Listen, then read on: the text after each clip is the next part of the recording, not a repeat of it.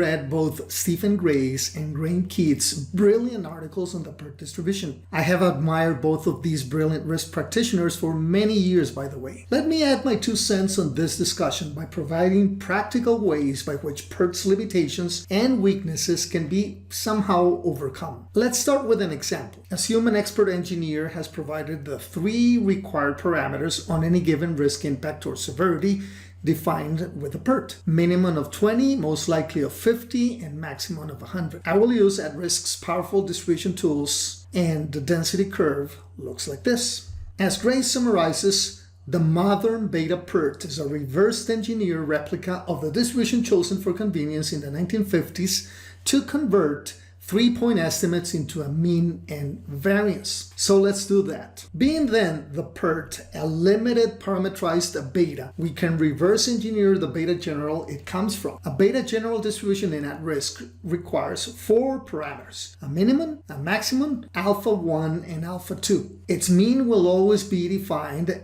as the min plus 4 times the most likely plus the max, all divided by 6. Therefore, consider a PERT distribution where the most likely value weighs 4 times more than the 2 extremes, the min and the max respectively. Alpha 1 is defined by this formula, and alpha 2 is defined as follows. Finally, variance is defined as max minus min divided by 6. This is one of Graeme's greatest criticisms to the PERT, that it holds as fixed the variance of the distribution just to make it look similar to a normal distribution's variance with respect to the mean.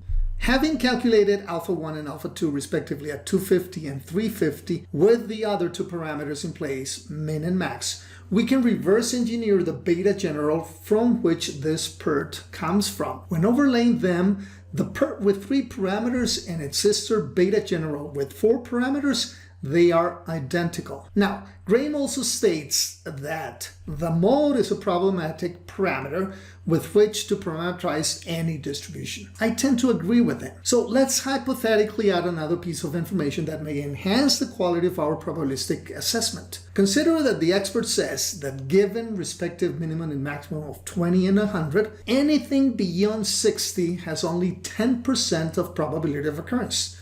Therefore, P90 equals 60. We could model that in at-risk with an alternate distribution. Using this special kind of distribution, we'd be able to, by using the original PERT, drop the assumption of a mode and replace it with P90. Therefore, this would still be a 3-parameter distribution with minimum 20, percentile 90 at 60, and maximum at 100. The problem with this chubby PERT is that we would have to drop mode at 50. Therefore, the mode shifts automatically to a lower 31. In other words, with only 3 parameters at disposal, if you want to keep the min and max as fixed, in order to keep P90 at 60, you would have to drop the mode at 50, or the other way around. It's a compromise. One or the other. You can't have both of them, at least with a 3-parameter distribution as the PERT. The other alternative would be to drop the max assumption. Keep a minimum of 20, a mode at 50, and a P90 at 60. This would create the following alt PERT.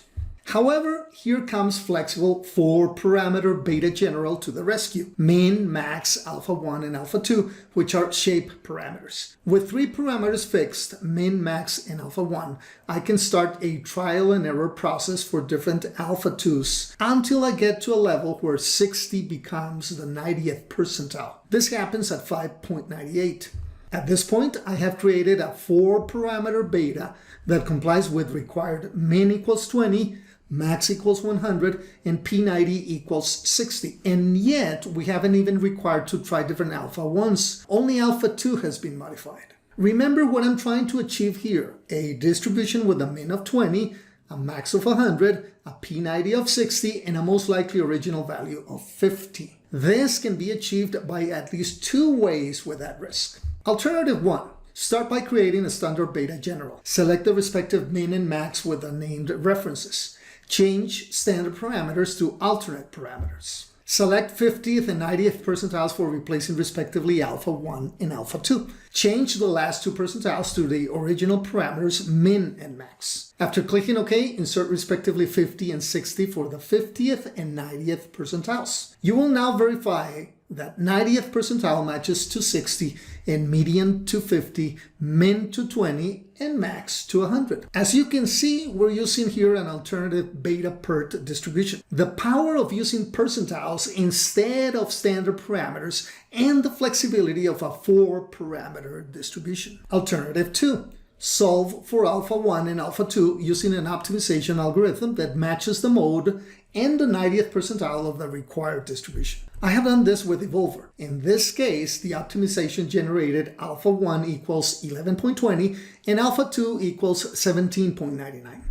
The optimized beta looks like this. This fully customized beta distribution complies with the 4 desired requisites: a minimum of 20, a mode of 50, a P90 of 60, and a maximum of 100. Some would feel uncomfortable with the right tail boundary of 100, alleging many risks might at least theoretically extend to infinity. This is what I do in practice to overcome this minor limitation of this proposed beta. I simulate this distribution, say 10,000 iterations. Once the simulation is over, I fit these 10,000 outcomes considering a fixed lower boundary of 20 and an upper limit open to infinity. The best fitted open distribution will be a gamma with defined parameters alpha and beta and a shift of 20. It will look like this. It roughly complies with the requirements: minimum of 20, mode very close to 50 at 4898, P90 at 60.3 instead of 60, and extending, as it is the case with the gamma, to infinity. When overlaying the previous optimized beta general to the fitted gamma, they're pretty much the same thing.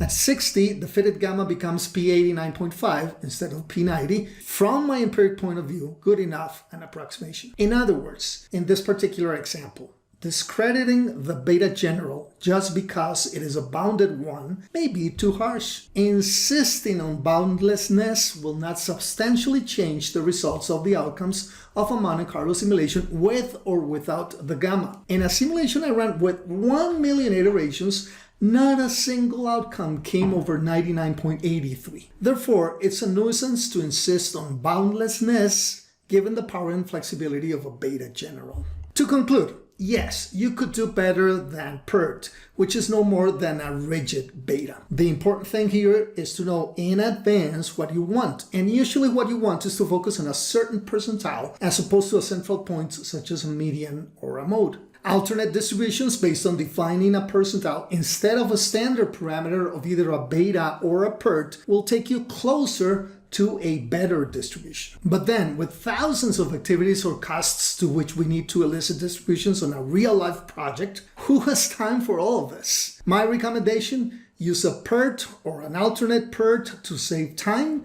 knowing that you may be compromising precision and theoretical robustness. At least the PERT is much better than the weak triangular. But don't get me started on this one. We'll leave this discussion for later on.